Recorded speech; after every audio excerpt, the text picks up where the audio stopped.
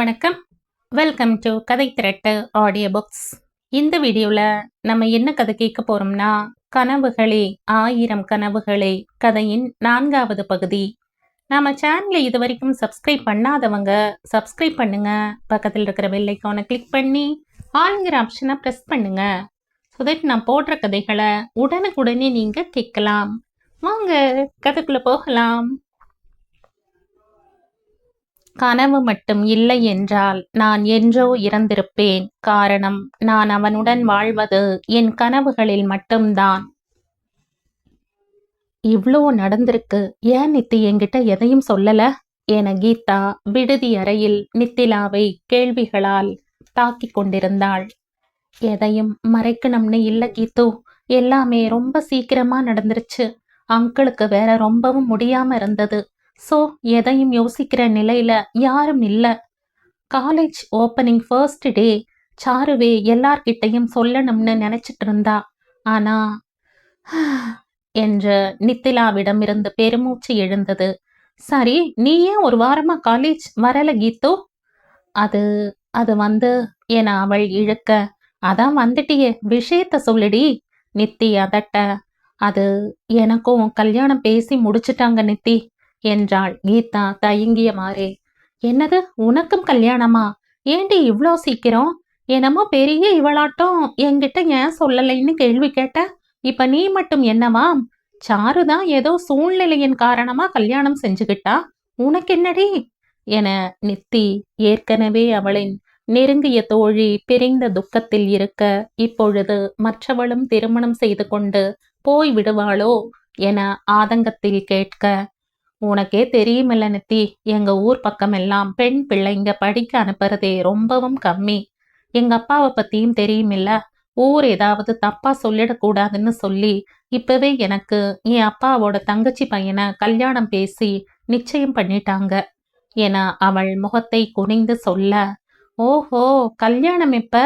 இன்னும் 1 மாசத்திலேயா என அவள் நக்கலாக கேட்க, ச்சே, இப்ப இல்ல நித்தி, மாமா என்னோட படிப்பு முடிஞ்சதும் தான் கல்யாணம்னு ஸ்ட்ரிக்டா சொல்லிட்டாரு என கீதா கல்யாணம் தள்ளி போன வருத்தத்தில் கூற, உனக்கு அதுல ரொம்ப வருத்தம் போல என அவள் பேசிக்கொண்டிருந்த சமயம் கீதாவின் செல்போன் இசை எழுப்ப, கீதா அசடு வழிந்தவாறே, மாமாடி, ஐயோ பேசு, நான் வெளியே போற என்றவுடன் நித்திலா அவ்வறையை விட்டு வெளியே சென்று விட்டாள். வெளியே ஹாஸ்டல் பால்கனியில் நின்றவளுக்கு சாருவுடன் பேச வேண்டும் என்று தோன்றியது. இது இந்த 1 வாரத்தில் நடப்பதுதான். மூணாரிலிருந்து வந்ததும் நித்திலா சென்னைக்கு செல்லாமல் அவள் சொந்த ஊருக்குத்தான் சென்றாள். ஸ்ரீனிவாசனின் மரணம் நித்திலாவை பழைய நினைவிற்கு அழைத்து செல்ல, அதில் இருந்து வெளிவர அவளுக்கு சில நாட்கள் அவகாசம் தேவைப்பட்டது. அதனால் தாயுடன் சில நாட்கள் இருக்கலாம் என தோன்றவே ஊருக்கு வந்து விட்டாள். ஊருக்கு வந்ததும் சாருவிற்கு அழைத்து பேச, அங்கிருந்து கிளம்பும் போது இருந்த சாருவிற்கும் இப்போது தன்னுடன் பேசும் சாருவிற்கும் சற்று வித்தியாசம் தெரிந்தது.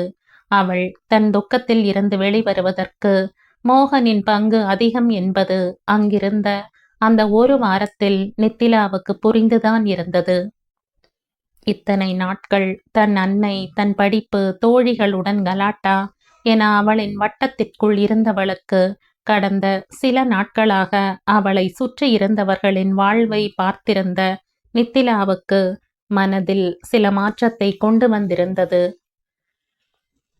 முதலில் வாசனுக்கு மனைவி மேல் உண்டான பாசம், அவர் இறந்த பின்னும் இத்தனை வருடங்கள் அவரை பிரிந்து அவர் நினைவில் வாழ்ந்திருக்கிறார் என்றால் எத்தனை பெரிய காதல் வைத்திருக்க வேண்டும். மோகனின் அன்பான வார்த்தைகளும் காதலான பார்வையும் கனிவான தொடுகையும், சாருவை தன் செயல்களால் தேற்றிய விதம், மேலும் தன் அன்னை தந்தையின் திருமண பந்தம், அவர்கள் வாழ்ந்த வாழ்வு, இவை அனைத்தும் பார்த்திருந்த நித்திலாவுக்கு திருமணம் என்றால் இப்படித்தான் சந்தோஷமாக இருக்கும் என்ற நினைப்பு மனதில் பதிந்தது.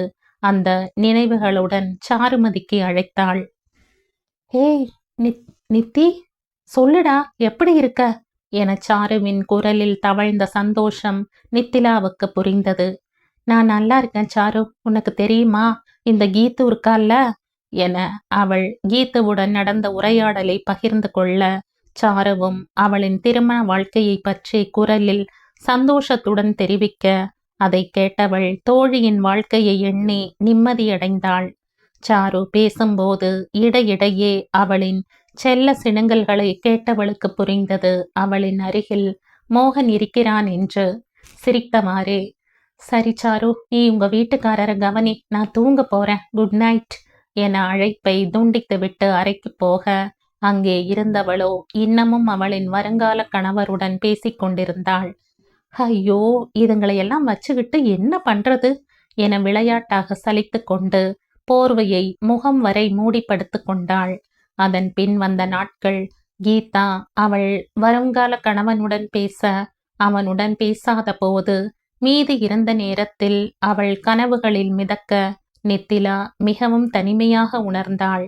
என்னதான் அவள் மற்ற தோழிமார்களுடன் பேசினாலும் சாருவை போன்று வேறு யாரையும் அவளின் நெருங்கிய வட்டத்துக்குள் வைத்து பார்க்க முடியவில்லை. அதற்காக அடிக்கடி சாருவுடன் பேசவும் சங்கடமாக இருக்க, அவள் தனிமையில் இருக்கும் சமயம் தனக்கான திருமண வாழ்க்கையின் கனவில் இருந்தாள். தனக்கு கணவன் எந்த மாதிரி அமைய வேண்டும், அவன் எப்படிப்பட்ட குணங்களுடன் இருக்க வேண்டும், தன்னை எவ்வாறு பார்த்து கொள்ள வேண்டும் என்று அனைத்து பருவ பெண்ணிற்கும் வரும் ஆசைகளைப் போல கனவில் அவள் வாழ்க்கையை வாழ்ந்து கொண்டிருந்தாள். இப்படியே அவர்களின் 3 ஆண்டு இறுதித் தேர்வை நெருங்கிக் கொண்டிருந்தனர். அந்த நாள் சாருவின் பிரசவ நாள் என்று அவள் ஏற்கனவே கூறியிருக்க, நித்திலா அழைத்த போது அவளின் கைபேசி எண் தொடர்பில் இல்லை என வர, மோகனின் எண்ணிற்கும் அதே பதிலாக கிடைத்தது. அந்த சமயம் பருவமழை அதிகமாக இருந்ததால் எல்லா மலை பிரதேசங்களின் தொலைபேசி சேவைகள் ரத்து செய்யப்பட்டு தொடர்பில் இல்லாமல் இருந்தது.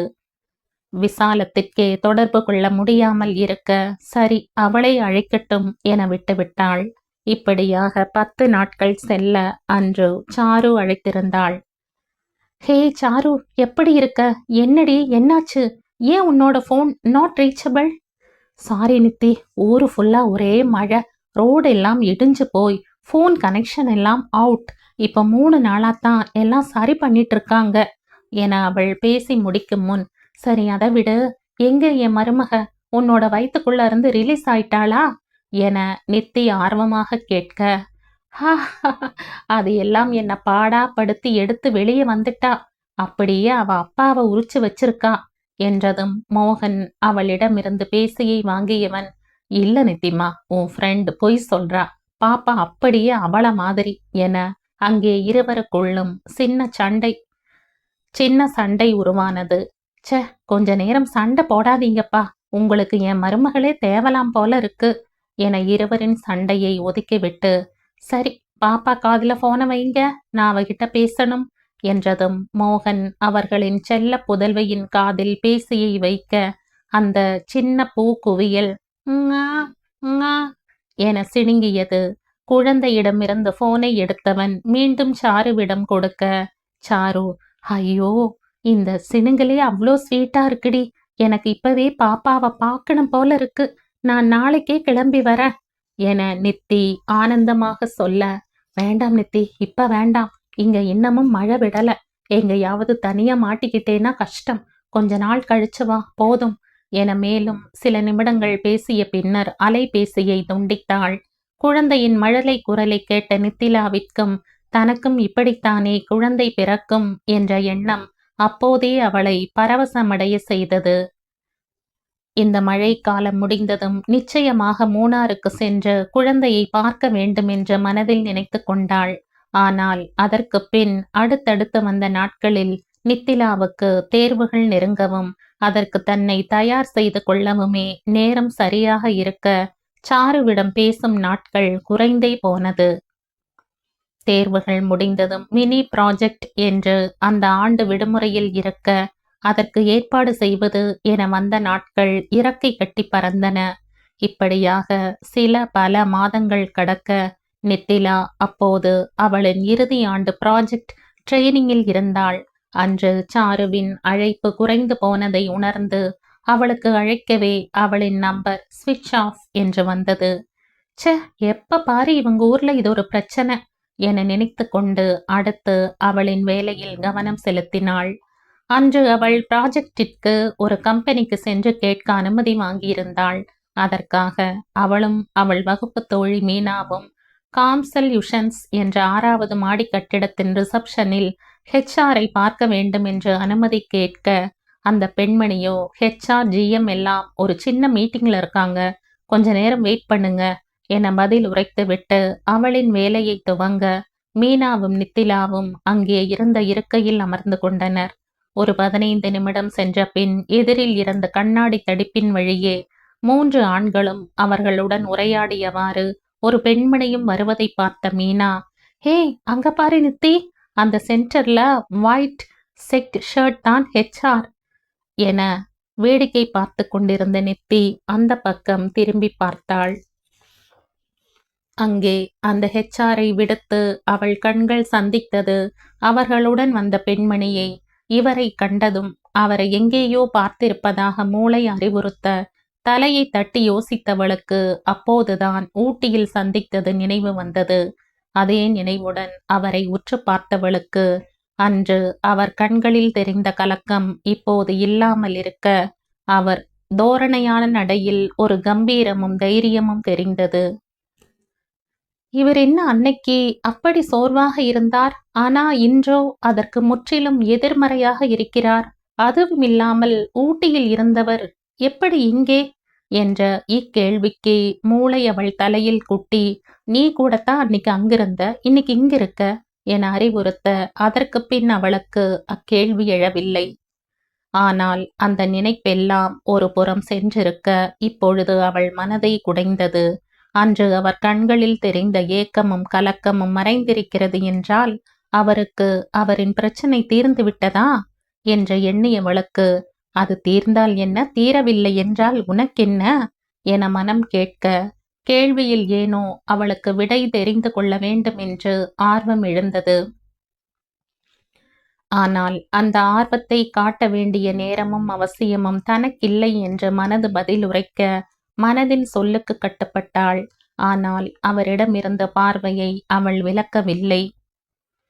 ஜிஎம் உடன் பேசிக்கொண்டிருந்த சுசீலா தூரத்தில் இருந்தே நித்திலாவை பார்த்து விட்டார்.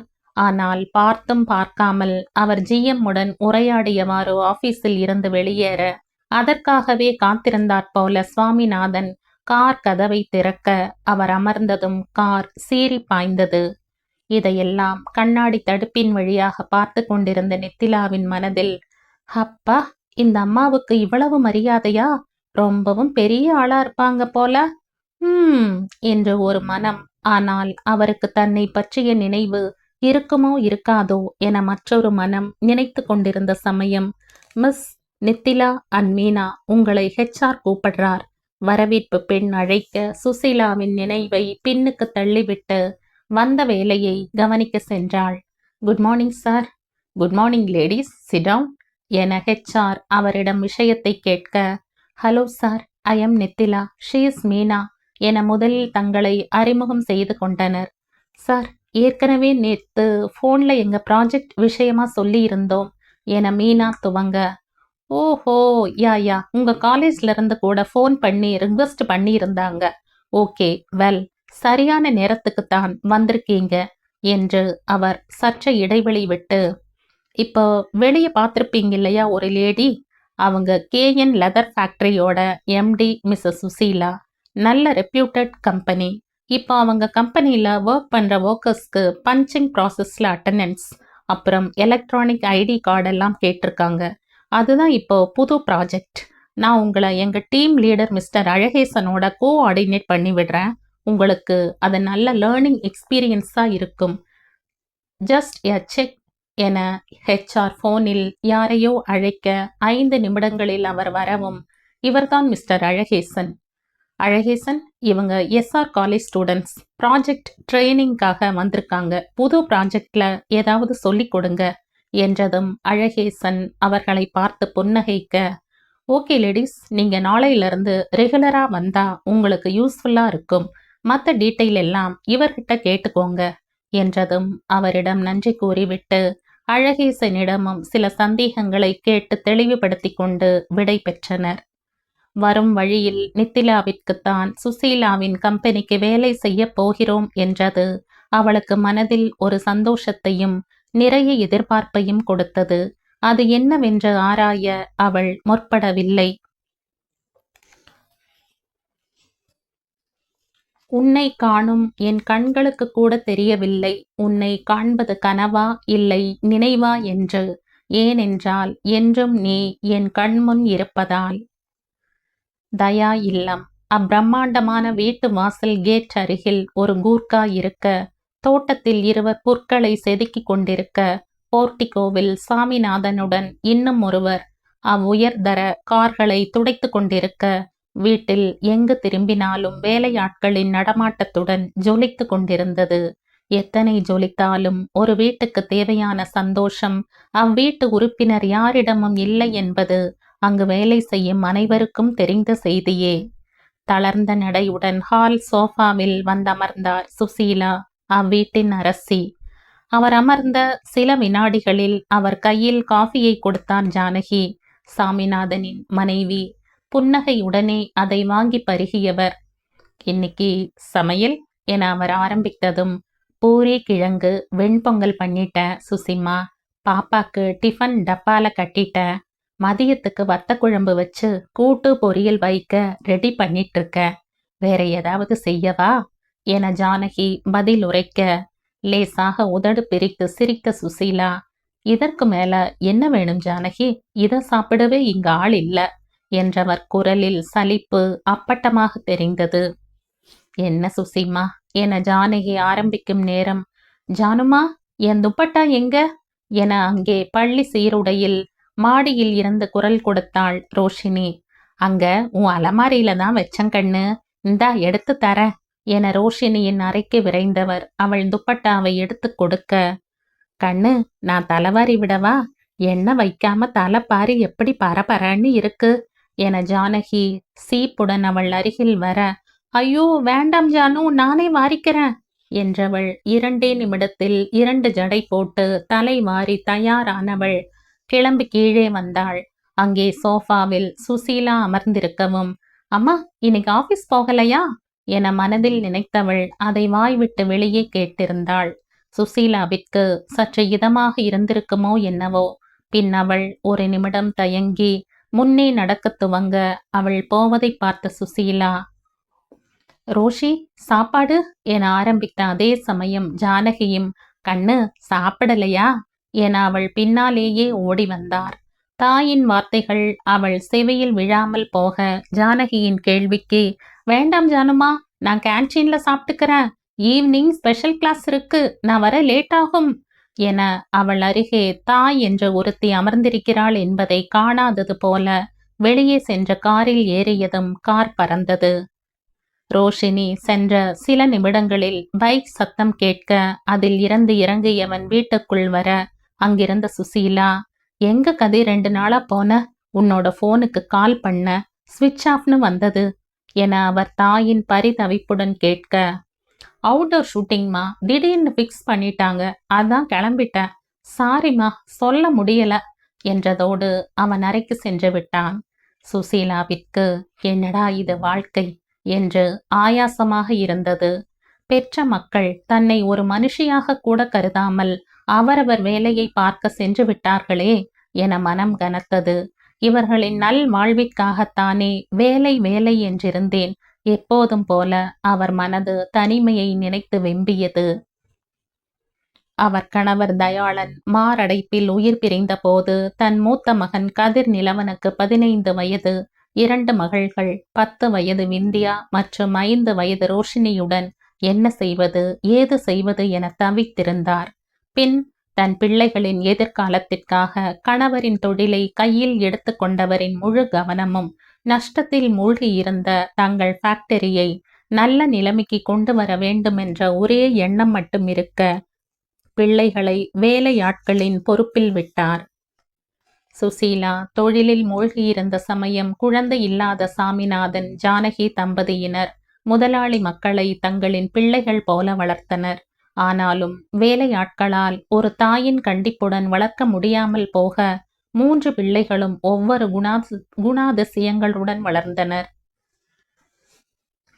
ஒரு பெண்ணாக தொழில் செய்த சுசீலாவால் ஒரு தாயாக தன் குழந்தைகளின் மனதை ஜெயிக்க முடியவில்லையோ என்ற சந்தேகம் அடிக்கடி அவரின் மனதில் உறுத்தும் ஒன்றாகிப் போனது.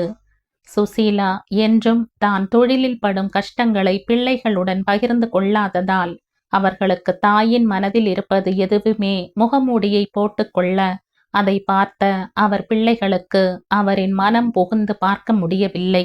அது இப்போது தவறின்று பட்டது. சின்ன வயதில் இருந்து பெற்றவளின் கஷ்டத்தை பிள்ளைகளுக்கு சொல்லி வளர்த்திருந்தால்தான் இப்போது இப்படி தனிமையாக இருக்க நேர்ந்திருக்காதோ என எண்ணம் எழவே செய்யும். மூத்தவன் கதிர் நிலவனுக்கு சின்ன வயதில் இருந்து சினிமாவின் மேல் ஆர்வம் அதிகம். அதனாலே அவனின் கவனம் முழுவதும் அதை சார்ந்தே இருக்கும். தன் பட்டப்படிப்பாக ஃபில்ம் டைரக்டருக்கு அசிஸ்டண்டாக சேர்ந்து விட்டான். அவனது ஒரே லட்சியம், கனவு அனைத்தும் அவன் சினிமாவில் ஜெயித்து காட்ட வேண்டும் என்ற ஒன்று மட்டும்தான். அதற்காக அவன் எந்த எல்லை வரை வேண்டுமானாலும் போகத் துணிந்தவன். அவனின் நினைவுகள், கனவுகள் முழுவதும் சினிமா என்று ஒன்று மட்டுமே இருக்க, அன்னை படும் கஷ்டம் ஏதும் அவன் கண்ணுக்கு இதுவரை தெரிந்ததில்லை. அதற்காக அன்னை சம்பாதித்த சொத்தை ஊதாரித்தனமாக அழிக்கிறான் என்று சொல்ல முடியாது. அவன் படிப்பை முடித்தவுடன் அவனுக்குண்டான செலவை அவனே செய்து கொள்வான். தொழில் சாதனை செய்த சுசீலாவை பிசினஸ் வட்டாரத்தில் அனைவரும் அறிந்தாலும் இதுவரை அவன் அன்னையின் பெயரை சிபாரிசுக்காக எங்கும் பயன்படுத்தியதில்லை. சுசீலாவும் மகனின் ஆசை அறிந்து இதுவரை அவனை தொழிலை பார்க்க சொல்லி கட்டாயப்படுத்தியதில்லை. ஒருவேளை கட்டாயப்படுத்தி இருந்தால் பின்னாளில் வரவிருக்கும் தவறுகளை திருத்தி இருக்கலாம். சின்னவள் ரோஷினிக்கும் கதிர் நிலவனுக்கும் 10 வயது வித்தியாசம். அவள் இப்போதுதான் அவளின் பள்ளி படிப்பின் இறுதி ஆண்டில் அடியெடுத்து வைத்திருக்கிறாள். தயாளன் இறந்த சமயத்தில் கதிரும் விந்தியாவும் ஒரு அளவுக்கு பக்குவப்பட்டு இருந்தார்கள். அதனால் அன்னை தொழிலில் இறங்கிய சமயம் அவர்கள் அதை ஏற்றுக்கொள்ள பழகிவிட்டிருந்தனர். ஆனால் ரோஷினியோ அன்னையின் அரவணைப்பு தேவைப்படும் சமயம் வேலைக்காரம்மா ஜானகி ஆதரவு தர அவள் பெற்ற தாயை விட வளர்த்தவளை அன்னையாக நினைக்க ஆரம்பித்து விட்டாள். அதனாலே அவள் சுசீலாவிடம் சற்று ஒதுக்கமாகவே இருந்து பழகிவிட்டாள். மகளின் ஒதுக்கம் இப்போது தளர்ந்த வயதில் தான் சுசீலாவுக்கு புரிய ஆரம்பித்தது. சுசீலாவின் ஒரே ஆறுதல் அவரின் 2வது மகள் விந்தியாதான். அவரின் தொழில் வழி நண்பரின் மகன் சாய் சக்திக்கு விந்தியாவை போன வருடம்தான் திருமணம் முடித்து கொடுத்திருந்தனர். சாய் சற்று பொறுப்புடன் சுசீலாவின் தொழிலில் பங்கெடுத்துக் கொள்வதால் இப்போது அவருக்கு கொஞ்சம் நிம்மதியாக இருந்தது. விந்தியா மிகவும் பொறுமைசாலி, அதே சமயம் பொறுப்பானவளும் கூட. கதிருக்கும் அவனின் 2 தங்கைகளுக்கும் வயசு வித்தியாசம் அதிகம் என்பதால் பெரியதாக மூவருக்குள்ளும் ஒட்டுதல் இருக்காது. அதனாலே விந்தியா கொஞ்சம் வளர்ந்த பின் ரோஷினியின் பொறுப்பை அவள் கையில் எடுத்துக்கொண்டாள். சுசீலா இருந்து செய்ய வேண்டியதை ரோஷினிக்கு ஒரு தாயாக செய்து அவளை பார்த்து கொண்டாள். சாயுடன் திருமணம் நிச்சயமானதும் ரோஷினிதான் அழுது பெரிய ஆர்ப்பாட்டம் செய்துவிட்டாள். அவளை ஒரு வழியாக சமாளிக்கவே விந்தியாவுக்கு பெரும் பாடாயிற்று. திருமணமான புதிதில் அடிக்கடி ரோஷினியை வந்து பார்த்து கொள்வாள். இப்போது விந்தியாவுக்கும் புகுந்த வீட்டில் பொறுப்புகள் கூடி போக அவளால் முன்பு போல பிறந்த வீட்டுக்கு நினைத்த நேரம் வர முடியாமல் போனது. ரோஷினியின் ஒதுக்கத்துக்கு இதுவும் ஒரு காரணமாகிப் போனது. தன் நினைவுகளில் சோஃபாவில் படுத்திருந்தவரை மாடியில் இருந்து இறங்கி வந்த கதிருக்கு அவர் படுத்திருந்த நிலை மனதை வருத்த செய்ய அவர் அருகில் அமர்ந்து, அம்மா என்னாச்சுமா என்றான் அக்கறையாக. வயசாச்சு, முடியறதில்ல என்றவர் பிறகு என்ன தோன்றியதோ, தம்பி நீ கல்யாணம் செய்துக்கிறையா என்றார். கதிர் திகைத்து, என்னம்மா இப்படி திடீர்னு, நான் இன்னும் ஒரு நல்ல நிலைக்கே வரலையே என அவன் முடிக்கும் முன், என்னால முடியல தம்பி, இத்தனை வருஷம் தொழில்னு இருந்துட்டேன். அதனால நான் நிறைய இழந்துட்டேன் கதிர். எனக்கு இப்போ குடும்பம், மருமகள், பேரன் பேத்தின்னு என்னோட கடைசி காலத்தை சந்தோஷமா கழிக்கணும்னு ஆசையா இருக்கு. என்றவர் இப்போதுதான் முதல் முறையாக தன் கஷ்டத்தை மகனுடன் பகிர்ந்து கொண்டிருக்கிறார் என்பதை கதிர் உணர்ந்தான். அம்மா, எனக்கு புரியுது. ஆனா அதுக்காக நான் இன்னமும் சினிமாவுல ஒரு 10% கூட நினைச்சத சாதிக்கல. அதுக்கு முன்னாடி என்னால கல்யாணம் எல்லாம் செய்ய முடியாதுமா என்றதும் சுசீலா அவனை பாவமாக பார்த்தார். அம்மா, ப்ளீஸ் புரிஞ்சுக்கோங்க என அவரின் பார்வை அவனை நோக்கியே இருந்தது. அவனுக்கு அப்பாவை அப்பார்வை யாசகம் கேட்பது போல் இருக்க, சாரிம்மா, எனக்கு கொஞ்ச நாள் டைம் கொடுங்க என்றதுடன் அவன் கிளம்பி சென்று விட்டான். போன மகனையே பார்த்து கொண்டிருந்தவர் தன் மகனுக்கு பொருத்தமான ஜோடியை நினைத்து பார்க்க அவர் கண்களை நிறைத்தது அன்று ஊட்டியில் பார்த்த அப்பெண். அவரின் சிந்தனையில் இருக்க அதை கலைக்கவென கைபேசி ஒலி எழுப்பியது. சொல்லுங்க மாப்பிள்ள. அத்தை, எத்தனை தடவை சொல்லியிருக்க இந்த மாப்பிள்ளையை விட சொல்லி சாயினே கூப்பிடுங்க. அது பழகிடுச்சுப்பா. சரி சொல்லு சாய். சரி அத்தை, இன்னைக்கு காம்சல்யூஷன்ஸ்ல இருந்து வரேன்னு சொல்லியிருக்காங்க. ஒர்க்கர்ஸ் டீட்டெயில்ஸ் கேட்டிருக்காங்க. நான் எல்லாத்தையும் மேனேஜர்கிட்ட சொல்லிட்டேன். நீங்க கொஞ்சம் பார்த்துக்கோங்க. எனக்கு இன்னைக்கு தாம்பரம் ஆஃபீஸ்ல கொஞ்சம் வேலை இருக்கு எனவும், சரி தம்பி, நான் பார்த்துக்கிறேன் என்றதுடன் ஆபீஸுக்கு கிளம்பி சென்று விட்டார். தொழில் என்று வந்து விட்டால் சுசீலாவிற்கு அவரின் வழக்கமான கம்பீரம் தானாக வந்துவிடும். அதே கம்பீர நடையுடன் தனது ஃபேக்டரி ஆபீஸ் வாயிலில் நுழையும் போதே ஊட்டியில் பார்த்த அப்பெண்ணும் அவளுடன் மத்தியதர வயதில் இன்னொரு பெண்ணும் மேனேஜருடன் பேசிக்கொண்டிருக்க அவர்களை பார்த்தவாறே தனதரையில் நுழைந்தார். அவர் நடையில் தெரிந்த கம்பீரம் அனைவரையும் கட்டி போடும் அதே சமயம் அவரிடமிருந்து ஒரு அடி தள்ளியே நிற்க வைக்கும். அவரை பார்த்தவாறே நின்றிருந்த நித்திலாவிற்கு அவர் நடையில் தெரிந்த கம்பீரம் புலப்படவில்லை. மாறாக அவர் கண்களில் வழிந்த வெறுமையும் சோகமும் மட்டுமே தெரிந்தது. அது ஏன் என்று அவளுக்கே புரியவில்லை.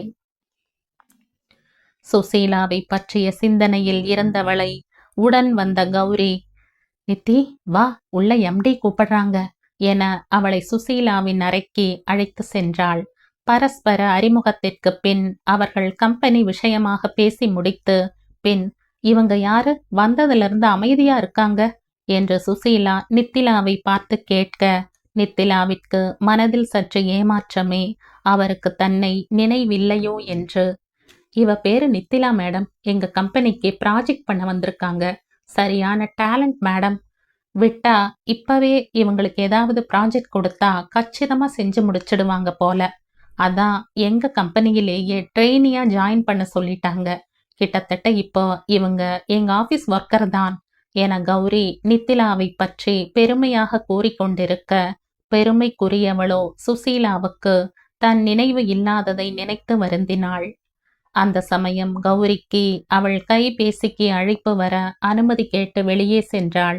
ரொம்ப நன்றிமா என்றதும் நித்திலா சட்டென முகத்தை உயர்த்தி பார்க்க, சுசீலா புன்னகையுடன், என்ன, உன்னை நான் மறந்துட்டேன்னு நினைச்சியா?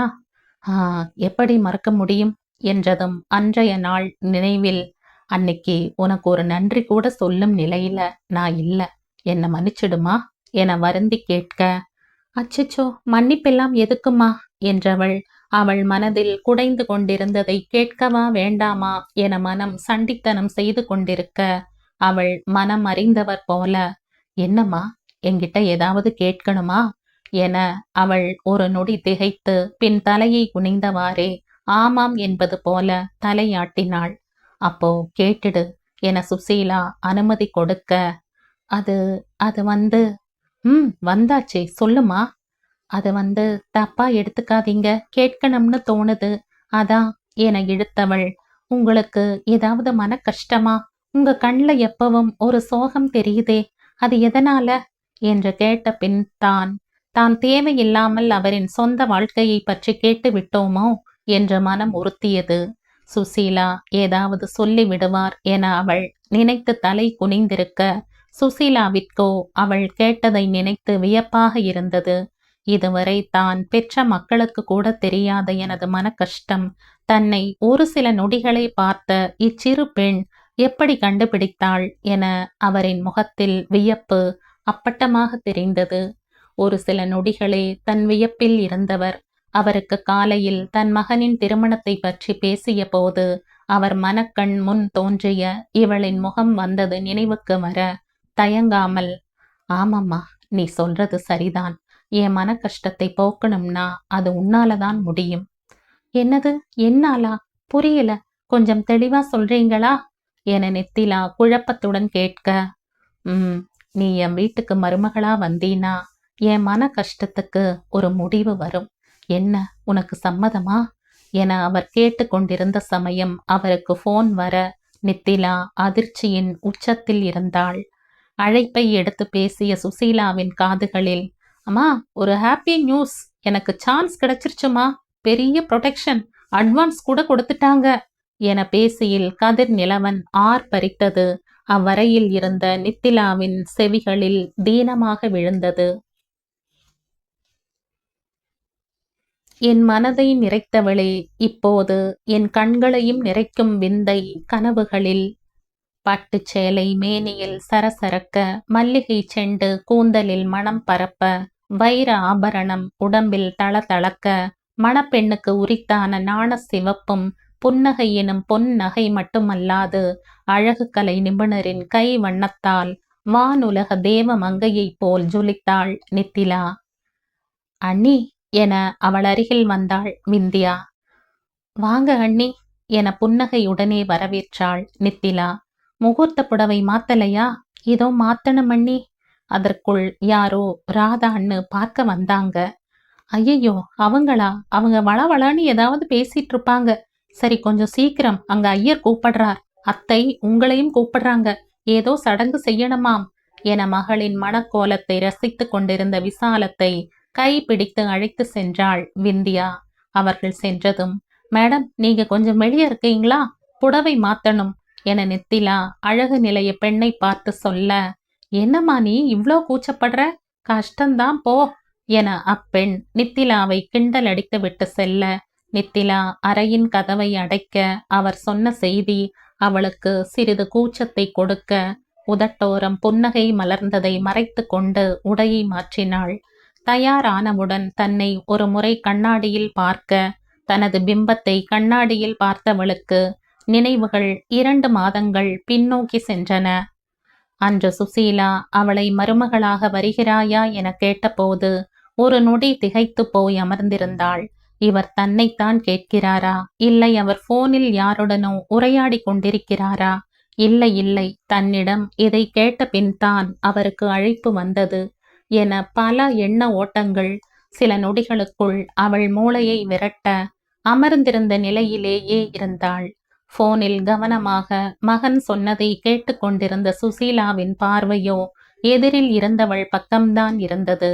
ஆனால் மகனின் உற்சாகத்திற்கு, ரொம்பவும் சந்தோஷம் கதிர், என்னுடைய மனம் நிறைந்த வாழ்த்துக்கள், நீ நல்லா வரணும் என தன் வாழ்த்துக்களை பகிர்ந்து கொண்டார்.